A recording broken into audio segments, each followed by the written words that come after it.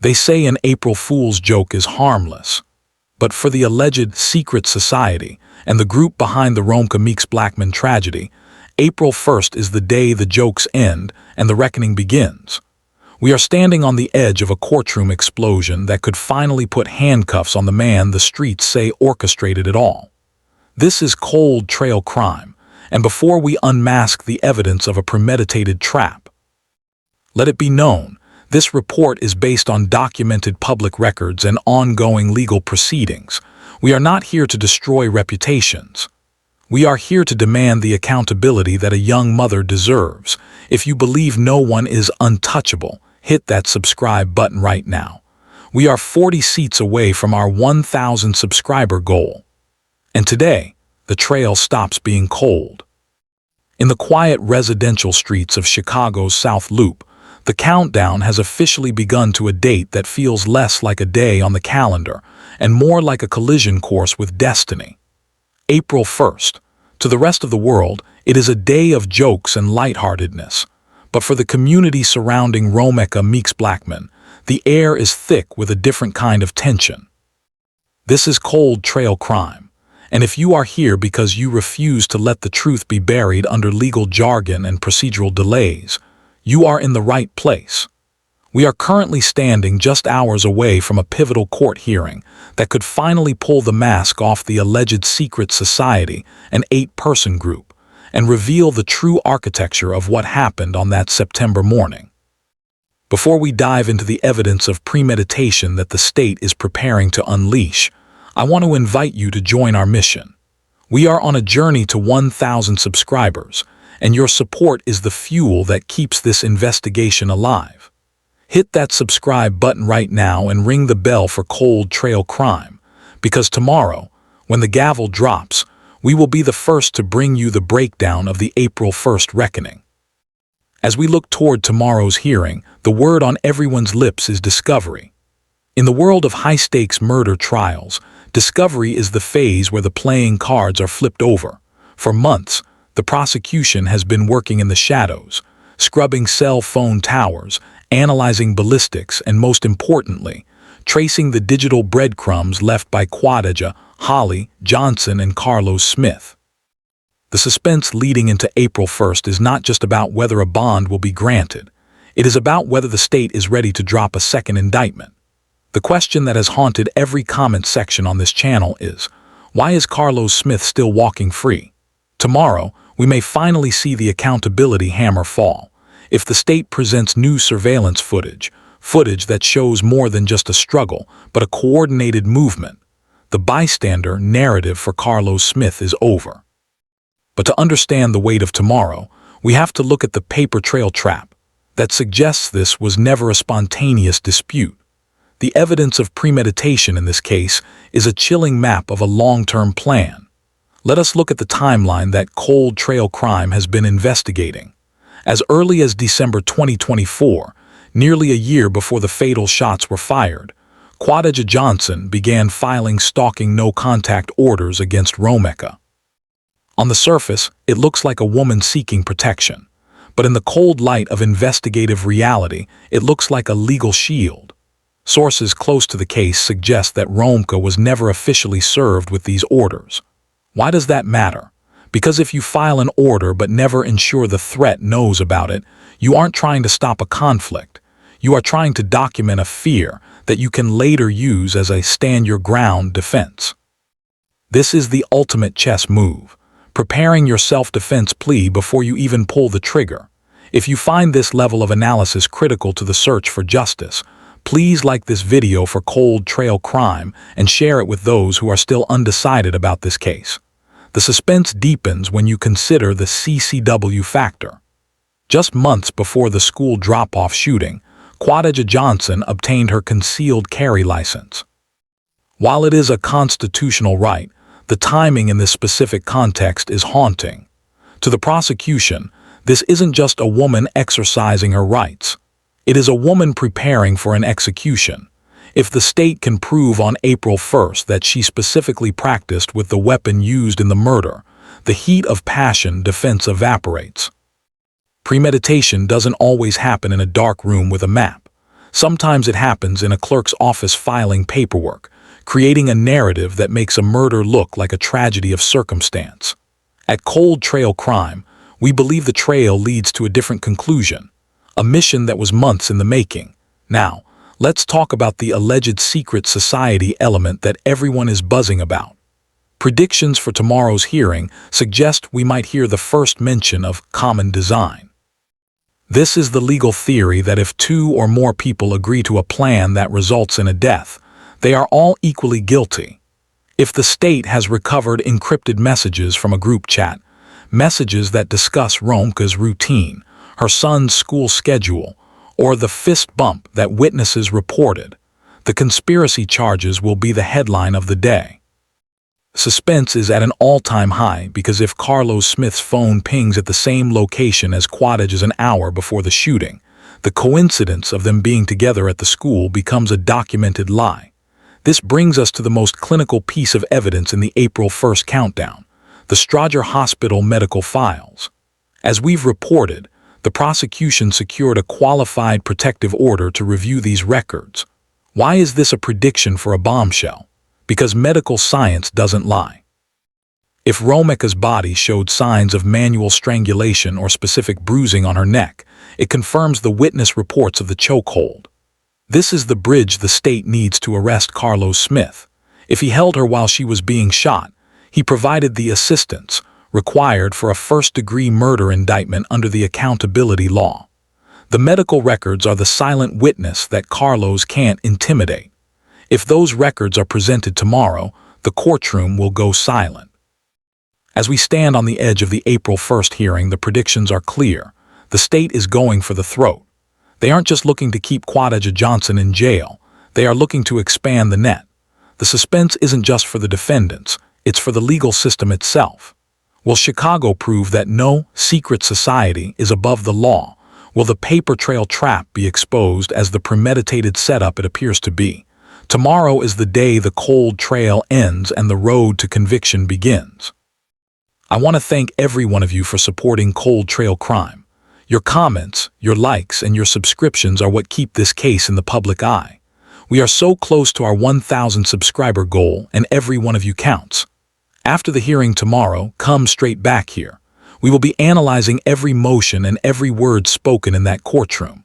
For Romeca, for her family, and for the truth that refuses to stay buried, the countdown is almost over. Leave a comment below. Do you think April 1st will bring a second arrest? We are reading every response. Stay safe, stay vigilant, and stay tuned to Cold Trail Crime. The truth is coming, and it will not be an April Fool's joke. As the final hours of this countdown slip away, we have to look at the psychological warfare that has been playing out in the public eye since that tragic morning in the South Loop. This is not just a legal battle, it's a battle for the truth in an era where social media can be used to mask a predator as a victim. Furthermore, we have to address the financial link. In many secret society theories, money is the ultimate motive. Was there a life insurance policy? Was there a dispute over child support or shared assets that made Romeca a financial liability? On April 1st, we expect to hear if the state has subpoenaed bank records to see if any large sums of money moved between the associates in the days following the murder. A fist bump is a sign of a job well done, but a bank transfer is the proof of a contract. This is why the qualified protective order for the medical records is so genius. It's the prosecution's way of pinning Carlos Smith to the scene physically, while the financial records pin him to the motive.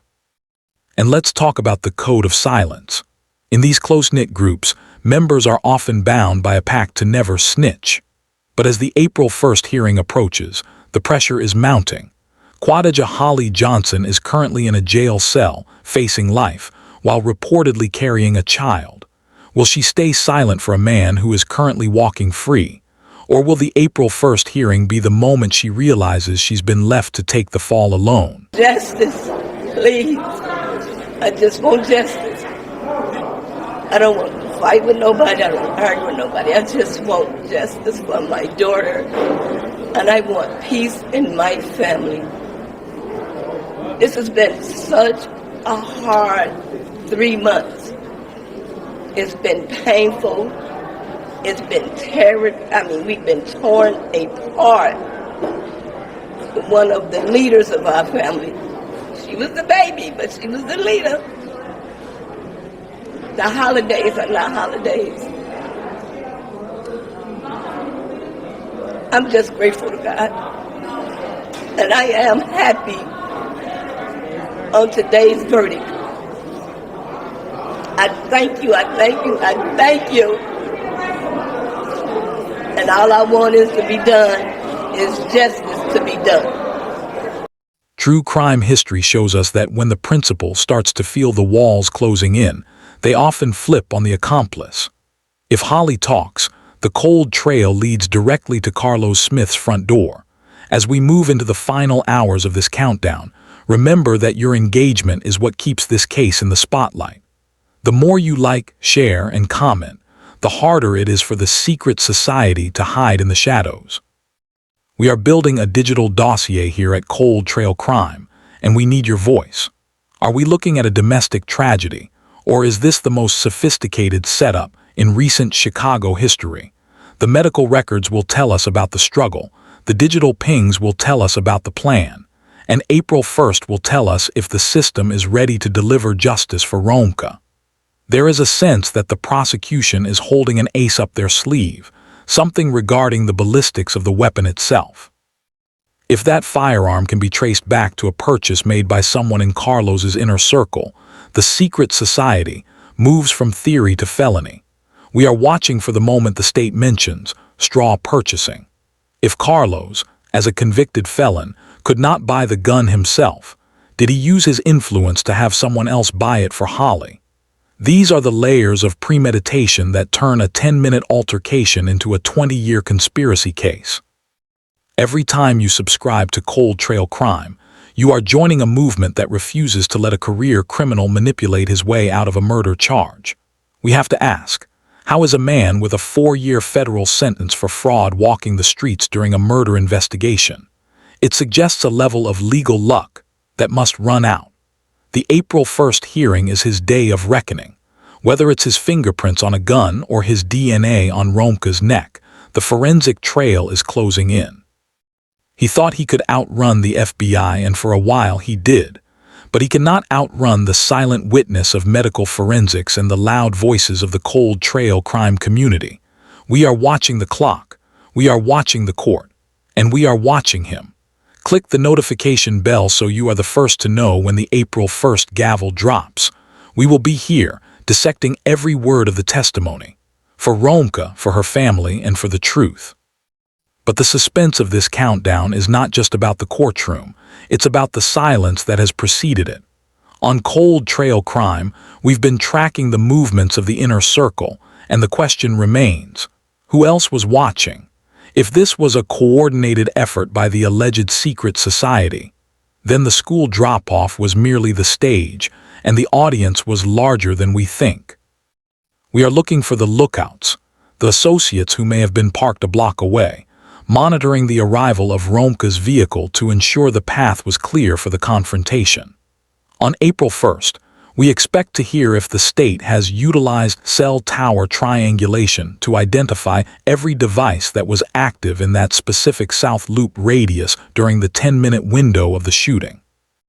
If a third or fourth phone belonging to a known associate of Carlos Smith was pinging alongside him, the theory of a spontaneous argument dies instantly. It becomes a tactical ambush. If you want to see the moment these digital maps are revealed in court, please hit that like button for Cold Trail Crime right now. We are the only channel digging into the electronic dragnet that the Chicago PD is using to snare everyone involved in this plot. We also have to consider the weapon trail. In Illinois, the laws regarding FOID cards and CCL licenses are strict, but they are also a roadmap for investigators. If Quadajah Johnson was the shooter, but the ammunition or the firearm itself can be linked back to a purchase made by a financial associate of Carlos Smith, the premeditation moves from a theory to a federal conspiracy. We've seen this before in high-profile hits. The principal stays clean while the instrument does the work. But the instrument in this case is currently facing a life sentence while pregnant. On April 1st, the world will be watching Quadajah's face. Will she realize that the secret society she protected has left her to rot? If she breaks her silence, the cold trail turns into a high-speed chase. Every time you subscribe to Cold Trail Crime, you are telling the legal system that we are not distracted. We know that the qualified protective order for the Stroger Hospital records is the state's ace in the hole. These records don't just show injuries, they show the duration of the struggle. If the medical examiner testifies that Romeca was restrained for more than 30 seconds before the first shot was fired, that is the legal definition of opportunity. It proves that the bystanders, specifically Carlos Smith, had every opportunity to let go, to intervene, or to stop the shooter. By holding on, he made the murder possible. This is the tactical restraint that the prosecution is banking on to secure a second arrest warrant. As we move into the final hours before the April 1st gavel drops, remember that the truth often hides in plain sight. It hides in the fist bump that spoke volumes. It hides in the restraining orders that were never served. And it hides in the medical files currently sitting on a prosecutor's desk. We are nearly at our 1,000 subscriber goal, and your voice is what makes this channel a threat to those who think they can hide behind a secret society pact. Share this investigation on your community tab and tell your followers that the countdown is over. Tomorrow, the untouchable might finally be touched by the hand of justice. What do you think is the biggest piece of evidence the state is hiding? The surveillance video or the encrypted texts?